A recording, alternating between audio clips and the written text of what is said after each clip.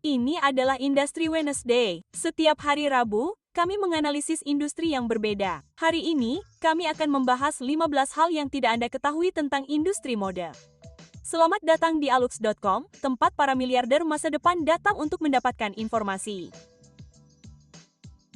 Halo, Aluxer, dan selamat datang kembali di video baru yang dibuat untuk Anda oleh tim kami di alux.com. Di saluran kami sering membahas tentang merek atau desainer pakaian atau sepatu terkenal. Namun, bagaimana kalau kita bahas lebih dalam tentang industri ini secara keseluruhan? Industri mode, tidak seperti yang kita kenal sekarang, sudah ada sejak lama. Sejak awal umat manusia, pakaian memiliki banyak tujuan yang berbeda. Dari menutupi tubuh telanjang dan menjaganya tetap hangat hingga membuat pernyataan dan mengekspresikan diri. Saat ini, mode telah menjadi elemen yang sangat penting dalam kehidupan kita sehari-hari sehingga kita terus-menerus melihat iklan dan penjualan yang mencoba meyakinkan kita untuk membeli lebih banyak meskipun kita tidak membutuhkannya setengah dari waktu. Media sosial juga merupakan hal lain yang menambah tren mode cepat ini yang dimanfaatkan oleh pengecer seperti Zara, ASOS, dan H&M.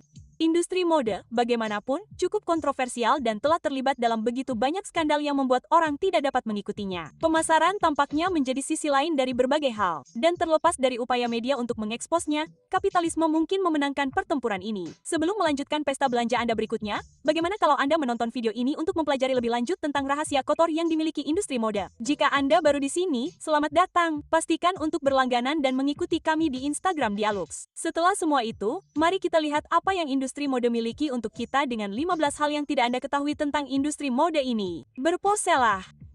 Nomor 1, mode cepat menghadirkan tren baru setiap minggu.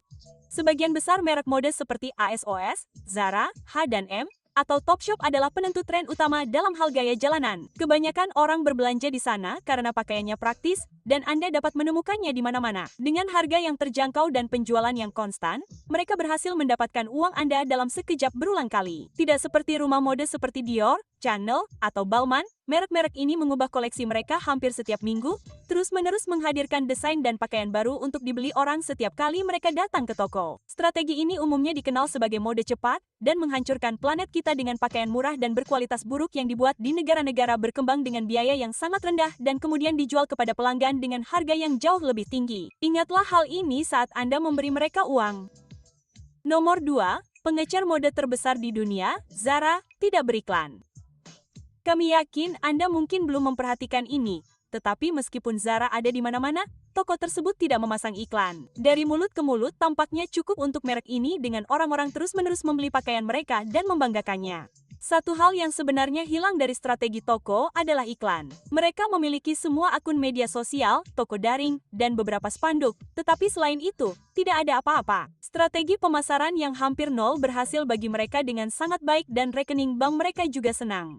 Mereka memiliki lebih dari 22.000 toko di seluruh dunia dan menawarkan gaya yang terjangkau yang mereka cari karena mari kita hadapi kenyataan, semua orang ingin membuat kesan yang baik dan tidak menghabiskan uang sepeser pun. Mari kita berharap Zara tidak pernah mati. Nomor 3, semakin banyak influencer yang memulai perusahaan mode mereka sendiri.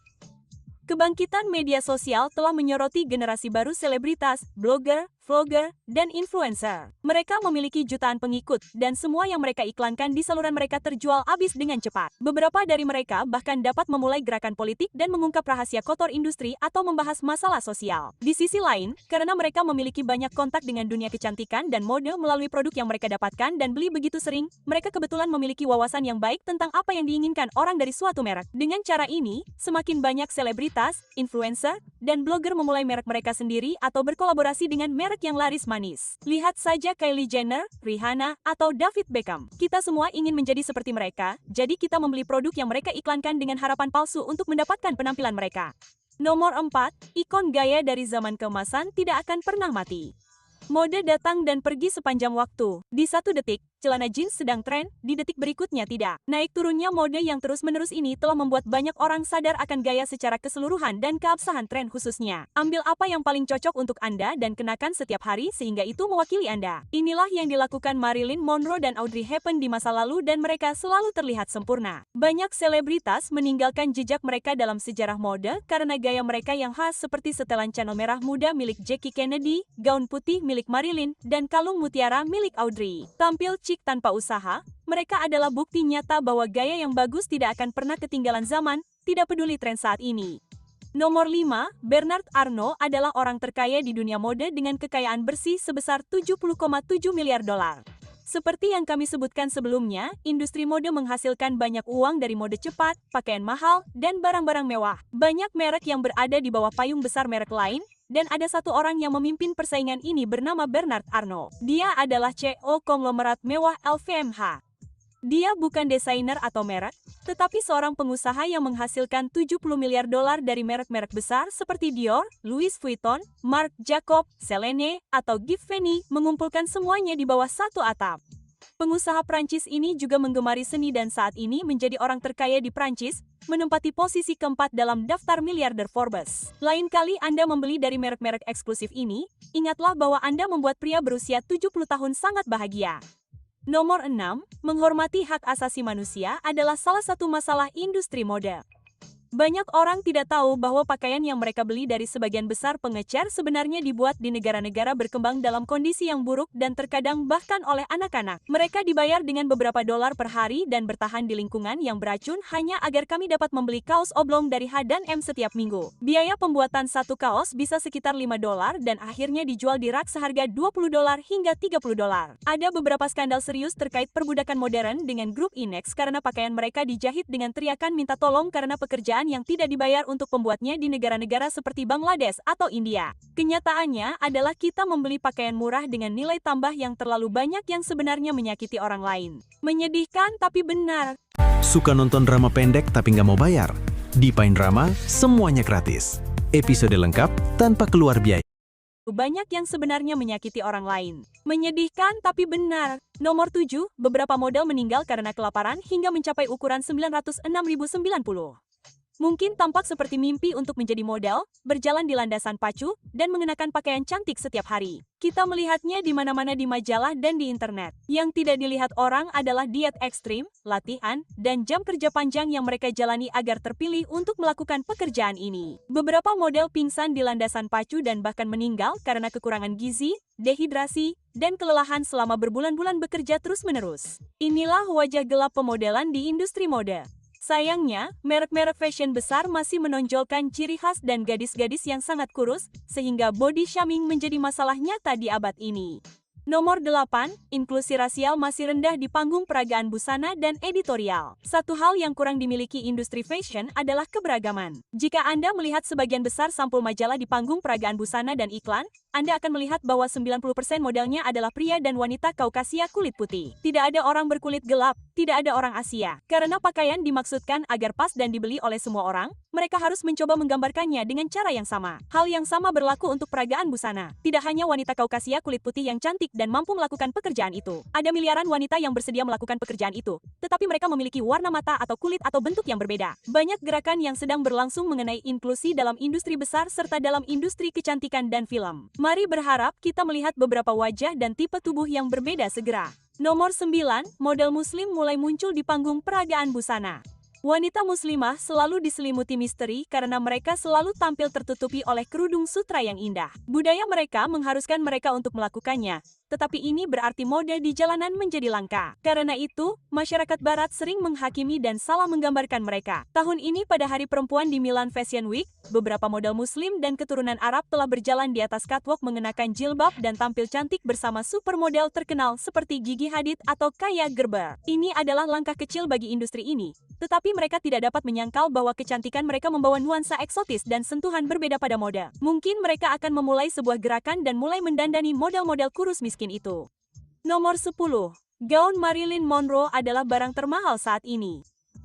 Barang antik seperti lukisan atau furnitur atau barang milik orang terkenal memicu minat yang unik bagi para kolektor seni dan penggemar berat. Memiliki pena untuk penulis terkenal atau segelas milik ilmuwan adalah perasaan istimewa yang hanya dapat dibeli dengan banyak uang. Untuk urusan fashion, orang-orang gemar membeli pakaian milik selebriti, alat musik, atau kostum yang mereka kenakan di lokasi syuting. Dari semua itu, barang-barang milik Marilyn Monroe, terutama gaun-gaunnya, terjual hingga jutaan dolar. Gaun putih yang dikenakannya di adegan kereta bawah tanah terjual seharga 4 juta dolar. Dan gaun putih seksi bertatakan berlian tembus pandang yang dikenakannya saat menyanyikan lagu selamat ulang tahun untuk Presiden Kennedy pada tahun 1962, terjual dalam sebuah lelang seharga lebih dari 1 juta dolar. Kami yakin pembeli akan merasa sangat senang hanya dengan melihatnya. Ingin tahu lebih banyak tentang simbol seks tahun 50-an? Tonton video 10 simbol seks teratas tahun 50-an dan 60-an dengan mengklik di pojok kanan atas. Nomor 11. Industri fashion mencemari bumi dalam skala yang sangat besar. Industri fashion adalah salah satu industri yang paling mencemari di planet ini. Hampir 20% polusi air secara global disebabkan oleh pemrosesan tekstil yang memerlukan banyak pencucian dan pewarna buatan sehingga menjadikannya penyumbang air tawar terbesar kedua di planet ini. Sungai dan sumber daya alam kita dikorbankan demi kaos seharga $10 dan celana jeans robek yang kita buang setelah satu musim. Sebagian besar pakaian yang kita lihat di toko diproduksi di negara-negara berkembang di Asia dan Afrika, tempat langkah-langkah keamanan tidak terpenuhi dan kualitas serat yang mereka gunakan buruk. Beginilah cara mereka menjaga harga tetap rendah. Namun, semua itu mengorbankan kehidupan dan kesehatan planet kita. Kita belum melihatnya. Nomor 12. Teknologi pencetakan 3D adalah masa depan dalam mode. Teknologi telah membantu banyak industri berkembang dan meningkatkan produktivitas mereka. Dari mesin yang menyulam pakaian sendiri hingga menyetrika atau mengencangkan kancing, teknologi ini menghemat banyak waktu dan pekerjaan manual. Saat ini, pencetakan 3D dan pencetakan digital muncul sebagai penyelamat seiring dengan pesatnya perkembangan mode. Mesin-mesin ini dapat menggunakan plastik dan bahan-bahan lain untuk membentuk hampir semua hal yang Anda perintahkan, menciptakan bidang-bidang baru bagi industri mode dan memungkinkan mereka untuk menambahkan teknologi mutakhir ke teknik-teknik tradisional. Ini mungkin merupakan tambahan baru dalam proses tersebut, tetapi teknologi ini sudah mulai disukai dalam mode adibusana terkini dan mode siap pakai. Nomor 13. Tagar OOTD paling banyak digunakan dalam dunia mode. Mode dan media sosial berjalan beriringan seperti pasangan suami istri. Kemanapun Anda melihat para blogger mempromosikan merek, penempatan produk, iklan, dan penjualan. Anda tidak dapat menjelajahi web tanpa menjadi sasaran beberapa perusahaan yang ingin menjual sesuatu kepada Anda. Bagi para pecinta mode dan penggemar mode dimanapun, ada tempat khusus di mana Anda dapat menemukan inspirasi dan ditemukan, dan tempat itu adalah tagar OOTD. Di bawah tagar ini, Anda akan menemukan pilihan pakaian yang dikurasi dari orang-orang di seluruh dunia. OOTD adalah singkatan dari Outfit of the Day, dan orang-orang menggunakannya untuk memamerkan pakaian sehari-hari mereka sambil merasa seperti model di atas catwalk. Nomor 14. Mata uang kripto dan blockchain akan mengubah industri mode. Teknologi mata uang kripto dan blockchain baru mulai dikenal masyarakat. Selain penipuan dan ketakutan terhadap pemerintah, keduanya mungkin menjadi masa depan banyak industri karena menawarkan transparansi dan desentralisasi. Begini penerapannya dalam kasus ini. Teknologi blockchain dapat digunakan untuk melacak setiap pergerakan dan langkah proses industri mode dari produksi hingga distribusi. Label dari barang dapat dipindai untuk mendapatkan riwayat lengkap rantai pasokan di balik setiap barang, termasuk nama dan foto profil produk tertentu yang mantelnya dicukur untuk membuat setiap item pakaian. Pelacakan ala CSI. Ini dapat membantu menghapus perbudakan modern dan menemukan kekurangan dalam sistem yang sulit ditemukan saat ini. Jajan kopi yuk, tapi bayarnya harus pakai aplikasi ShopeePay ya. Soalnya pakai aplikasi ShopeePay, kamu pasti dapat cashback loh. Dan transaksi di Ini dapat membantu menghapus perbudakan modern dan menemukan kekurangan dalam sistem yang sulit ditemukan saat ini. Nomor 15. Gaun pengantin termahal berharga $12 juta. Gaun pengantin mungkin merupakan salah satu gaun terpenting dalam kehidupan seorang wanita. Gaun itu seharusnya membuat Anda merasa seperti seorang putri di hari terpenting dalam hidup Anda. Akan tetapi, pergi ke salon pengantin bisa menjadi kegagalan besar jika Anda tidak membuat anggaran terlebih dahulu. Para desainer berlomba-lomba untuk membuat desain yang luar biasa dengan detail unik yang akan menarik perhatian dan mencetak rekor dunia. Gaun pengantin termahal di dunia berharga $12 juta dan memiliki berlian asli di atasnya. Gaun itu dibuat oleh Rennie Strauss, seorang desainer yang tinggal di Beverly Hills yang mendandani selebritas seperti Sharon Stone. Sayangnya, gaun mahal itu hanya berfungsi untuk mempromosikan salon pengantin dan rancangannya. Maaf, para gadis, kalian tidak akan bisa membeli gaun ini untuk hari besar kalian. Nah, Aluxer, tirai sudah ditutup sekarang dan pertunjukan sudah berakhir. Perjalanan kita di lorong mode telah mencapai akhir dan kami harap kalian menikmatinya seperti kami. Dan karena kalian telah mengikuti kami sampai akhir, tentu saja, kami akan membawa kalian ke belakang panggung untuk fakta bonus yang gila. Ini dia. Nomor 16. Celana jeans dibuat dengan terlalu banyak air. Celana jeans dan denim tidak akan pernah ketinggalan zaman. Celana jeans sangat serbaguna dan mudah dikenakan sehingga beberapa orang bahkan mungkin mengatakan bahwa celana jeans sangat dibutuhkan. Dari peragaan busana hingga mode cepat, permintaan akan celana jeans sangat tinggi. Dan beberapa orang memiliki lebih banyak celana jeans daripada yang mereka butuhkan. Yang tidak diketahui kebanyakan orang adalah proses pembuatan celana jeans dan denim menggunakan banyak air. Sekitar 7.000 L air tawar dibutuhkan untuk membuat sepasang celana jeans saja. Itu adalah jumlah total air yang diminum satu orang dalam 5 atau 6 tahun. Bayangkan berapa banyak air yang terbuang percuma oleh pabrik hanya untuk membeli celana jeans baru. Dan kita membuangnya setelah 1 tahun atau lebih. Kita semua harus mendaur ulang pakaian lama dan lebih melindungi bumi kita dari pemborosan mode yang tidak perlu. Terima kasih telah meluangkan waktu bersama kami. Aluxer, pastikan untuk menyukai dan